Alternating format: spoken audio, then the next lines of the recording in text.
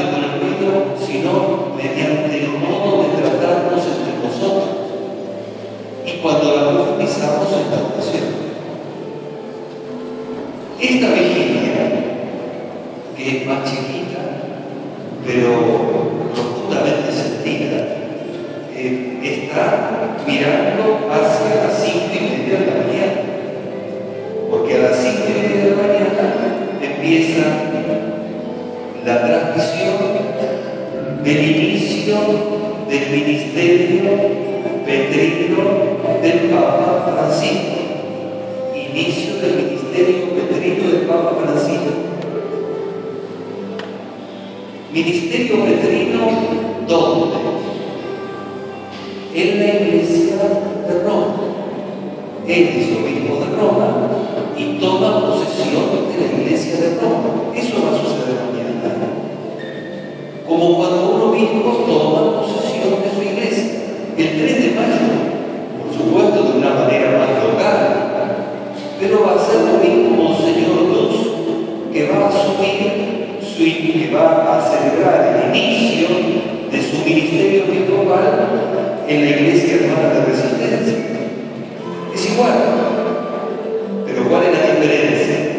La Iglesia de Roma es cabeza de las iglesias del mundo. Por eso, cuando el Papa inicia su ministerio petrino en la Iglesia de Roma, se convierte en primero entre los pares. Claro, muy bien. ¿Quiénes son los pares? Los cardenales. Los obispos.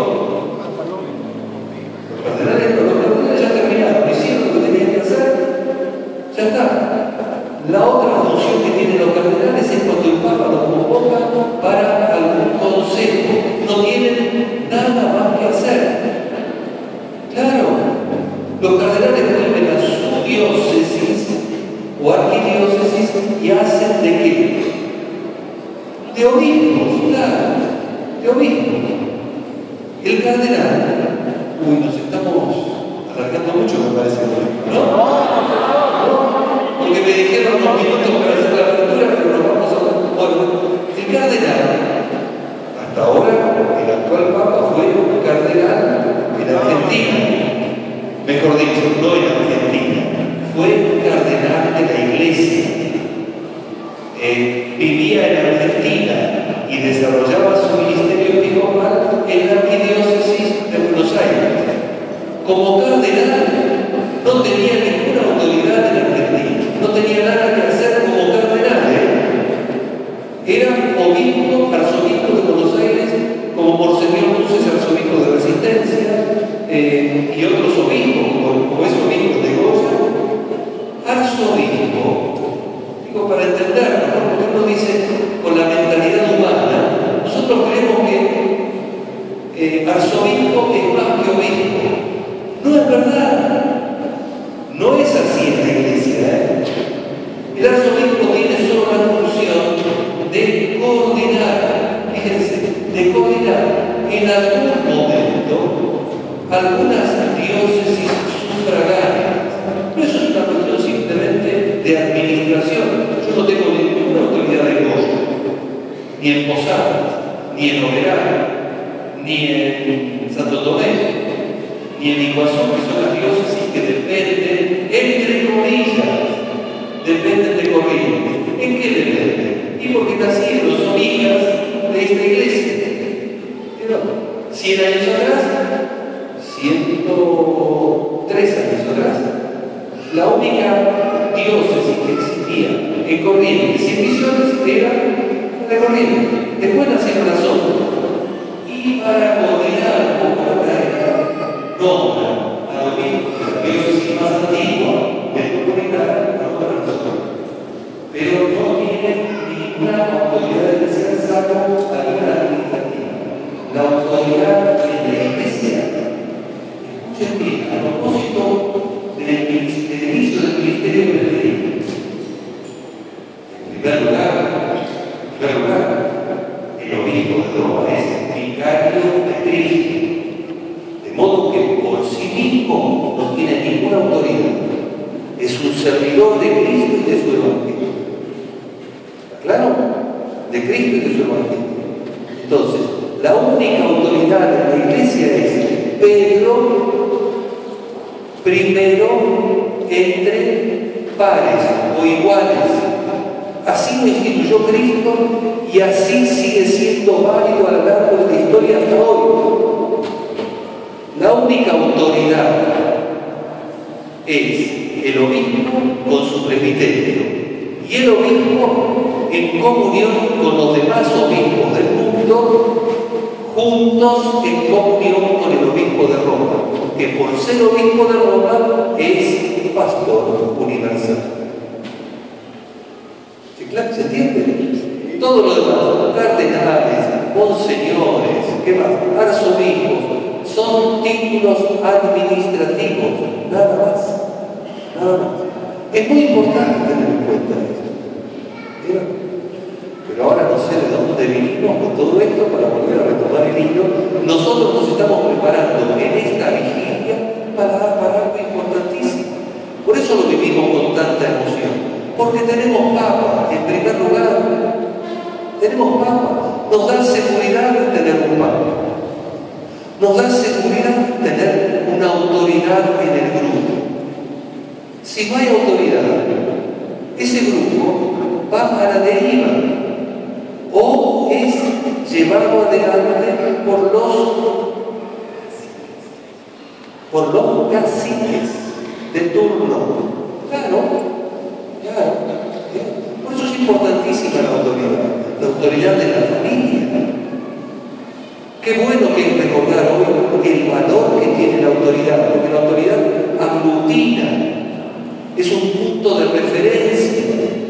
La autoridad conduce, nos dice hacia dónde vamos, ilumina el camino, reúne. En la Iglesia Católica, entonces, esta autoridad, como platicábamos hace un rato, está en la persona del obispo de Roma. Es muy hermoso. Nos permite caminar seguros en la vida. Además, no es una autoridad que se inventa a sí misma y que se reinventa.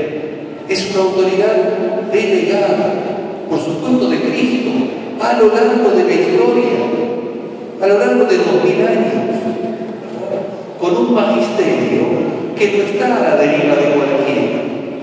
Ni los obispos son dueños de este magisterio. Con este magisterio, con la enseñanza, tenemos que responder a Cristo y a su Evangelio. Y el pueblo de Dios, que cree que va creyendo a lo largo de la historia, también funciona como una especie, dicho en términos para entendernos, como una especie de control para ver si realmente esta iglesia en la que vivimos, en la que celebramos, y en la que somos enseñados, esta fe realmente responde al Evangelio. Por eso se habla del sentido de la fe del pueblo de Dios, que es importantísimo. No somos dueños de la verdad. El Papa no es dueño de la verdad, ni el Papa junto con los obispos no somos dueños de la verdad. La única verdad es Cristo, es una persona. El catecismo, que es un sistema articulado de verdades, nos ayuda simplemente a comprender la persona de Cristo, esta persona que hoy está viva y que es el vicario. Él es el pastor de esta iglesia, Él es la cabeza, que se hace visible en el pastoreo universal, en esta misión, en el Papa, pero está presente en el pueblo de Dios, a quien el Papa sirve con su ministerio presbiteriano. Es maravilloso eso. Por eso nos alegramos. Por eso permanecemos en vigilia, para asistir a ese acontecimiento. Pero esto se añade otra cosa, que es también un ingrediente emotivo, probablemente, digamos, de mucho impacto. Por primera vez en la historia, el Papa no es de Europa. Por primera vez. No solamente que no es de Europa, sino que es del hemisferio sur del mundo. y del extremo sur. De algún modo lo sentimos muy nuestro. Y eso es increíble, nadie esperaba esto. Nadie.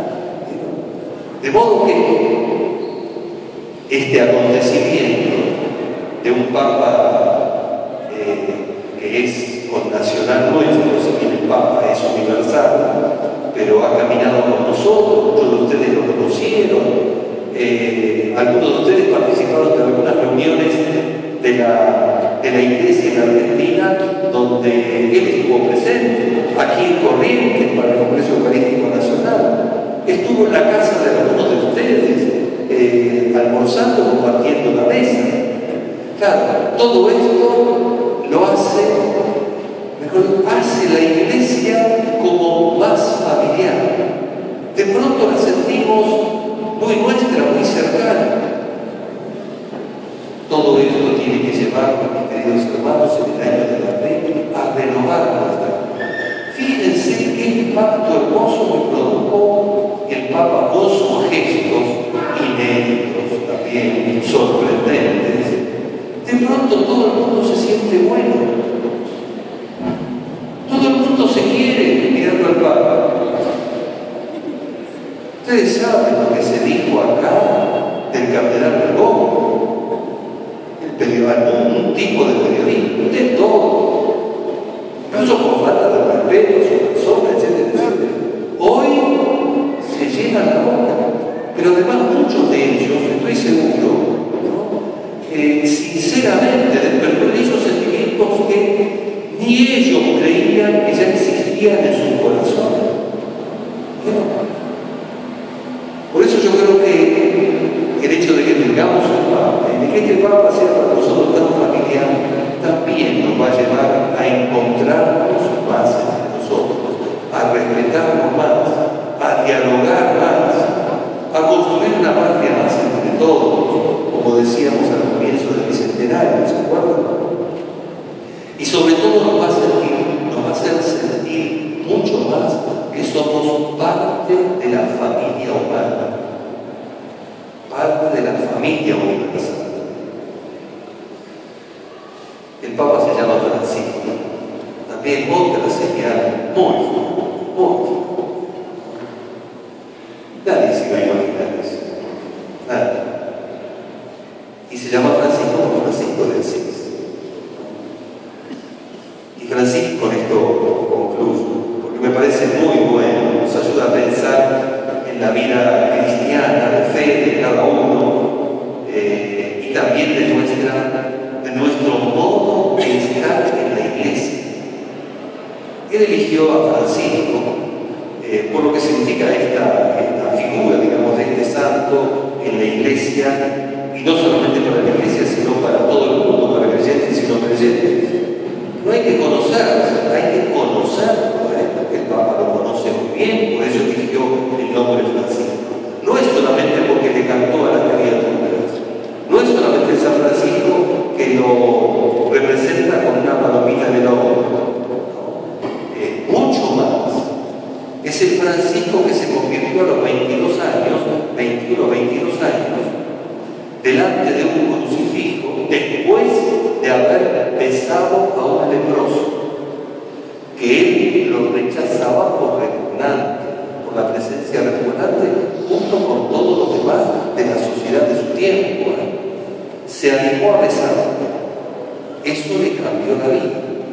Eso lo llevó después a una capilla de San Damián, ante un crucifijo, ¿no? Y se quedó en silencio y escuchó de ese crucifijo esas palabras clave.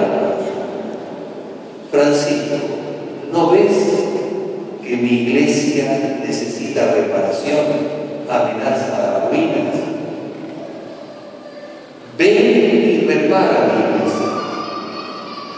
Francisco, que era un hombre idealista y que quería hacer algo grande, sincero y fiel a lo que escuchó, se puso a reconstruir la primera capillita de ruina que estaba en el valle de Asís, en San Damián, donde estaba este crucifijo. Poco a poco fue entendiendo que tenía que reparar, reconstruir, reformar la iglesia viva la que vive en los fieles, en el leproso, en la iglesia leprosa, en su clero, en sus fieles, y en él, y empezó por él. No comenzó a criticar la iglesia. No hay una sola palabra de crítica a la iglesia. No fue un hombre ingenuo, sabía lo que pasaba. No sabía muy bien, pero se dio cuenta que la única manera de cambiar la historia es cambiar uno mismo. Cuando uno se dispone a cambiar sus sentimientos, su modo de tratar a los demás, todo alrededor empieza a cambiar. Eso lo sabe la familia.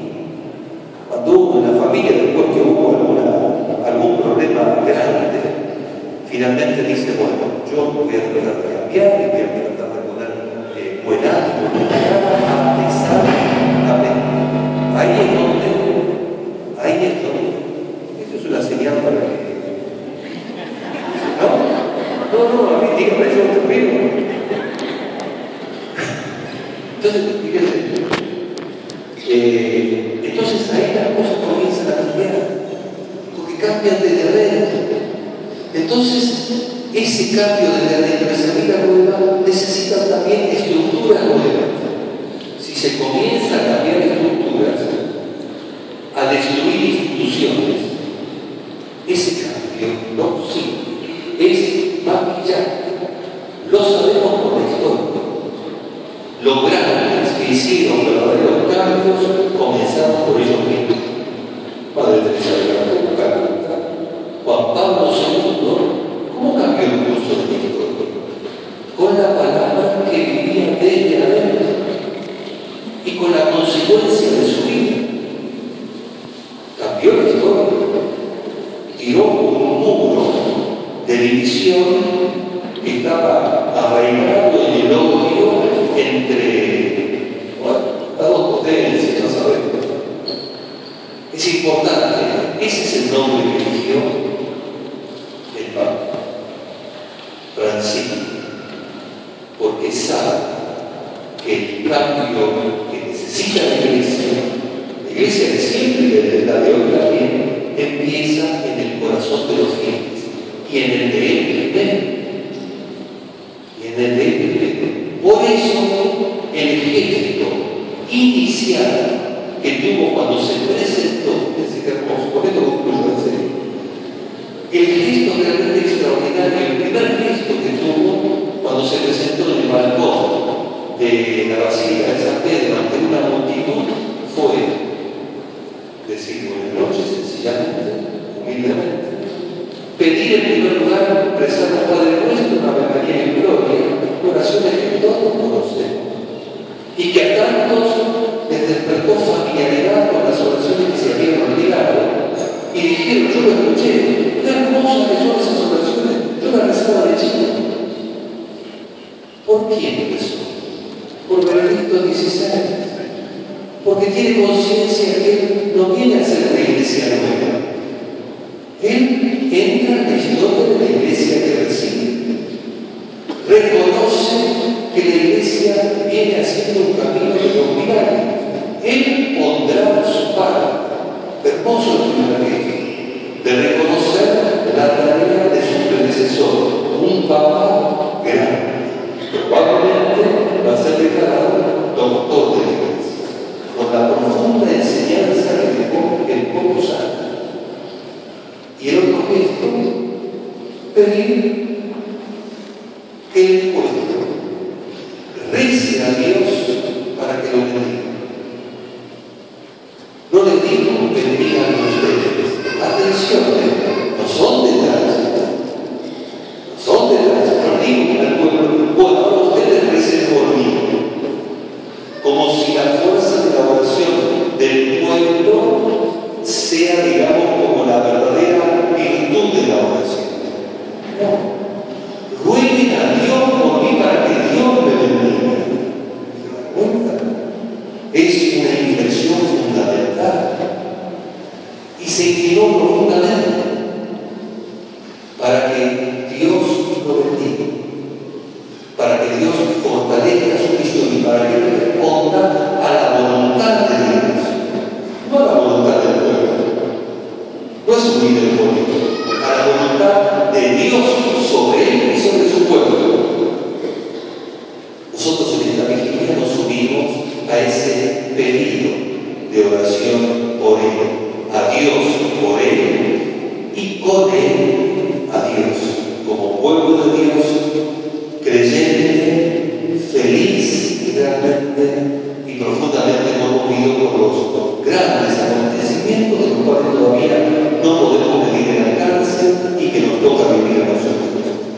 que esta vigilia entonces nos ayude a vivir profundamente esta espera de este acontecimiento eclesial grande que nos toca vivir y nos ayude también a nosotros a insertarnos con más amor, más cariño, mayor participación en nuestras iglesias locales, sabiendo que la comunidad cristiana a la que pertenezco puede cambiar, debe cambiar si empiezo